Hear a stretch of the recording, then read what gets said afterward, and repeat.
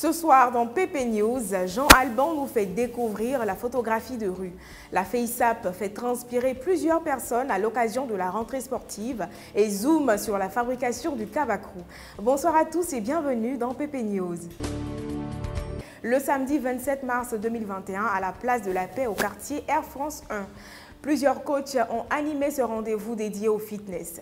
La mission de la FEISAP est d'emmener la population au sport, car le sport est égal à la santé et à la cohésion, a mentionné Niala Laroche, le président de la Ligue régionale Béké. Il a poursuivi en indiquant que sans la santé, l'on ne peut rien faire. Il faut tout d'abord être sûr qu'on a la santé physique et mentale pour pouvoir mener des activités. Les participants ont apprécié cette séance de fitness et à en croire mademoiselle Kofi Rutsara, cette séance était la bienvenue.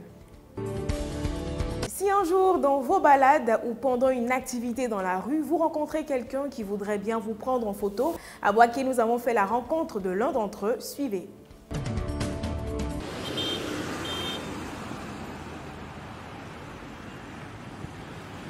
Ce matin, comme toutes les fois où une scène, une personne, un édifice saisit son attention, Dongo Alban capture à l'aide de son smartphone tout ce qu'il trouve beau et inspirant dans les villes du pays.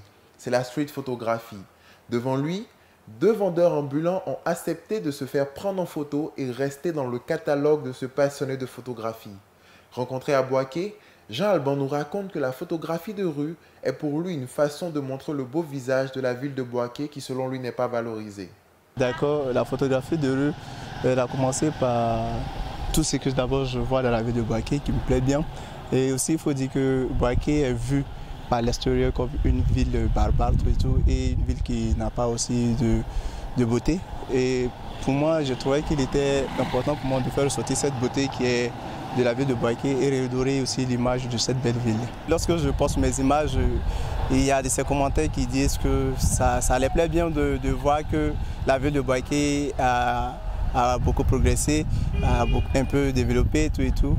Et c'est un grand plaisir pour moi de voir que mes images sont beaucoup appréciées. Vous pouvez aussi visiter mes prises sur ma page Jean Alban Photographeur ou encore dans le groupe des amis de la ville de Boaké.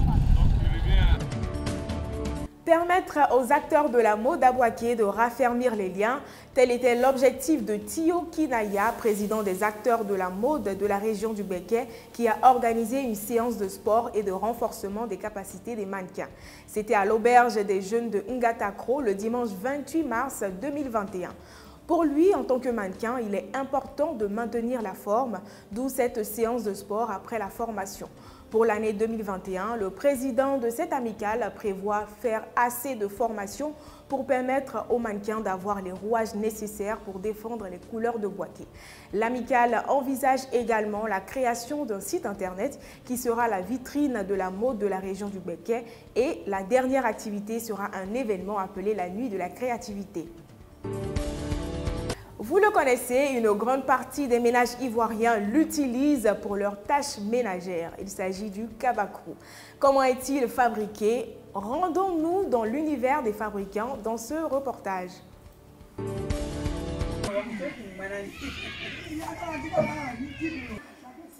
Dans les ménages en Côte d'Ivoire, on utilise plusieurs types de savons ou de poudre à laver pour faire le ménage, la lessive ou la vaisselle. Et parmi ces savons, il y a ce que les Ivoiriens appellent le Kabakru ou savon caillou. C'est un savon artisanal très populaire qui prend du terrain sur le marché local. C'est un mélange d'huile de palme et de produits chimiques connus et utilisés depuis longtemps par les foyers ivoiriens.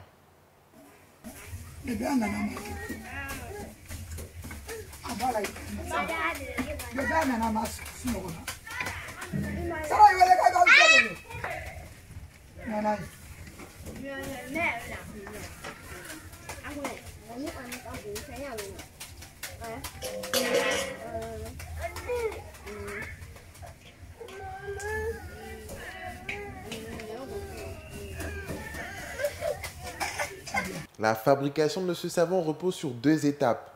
L'étape de la préparation de l'huile de palme qui se fait la veille, puis celle de la préparation à proprement dit du savon qui prend en compte le mélange des éléments jusqu'à la conception des boules qui est la finition.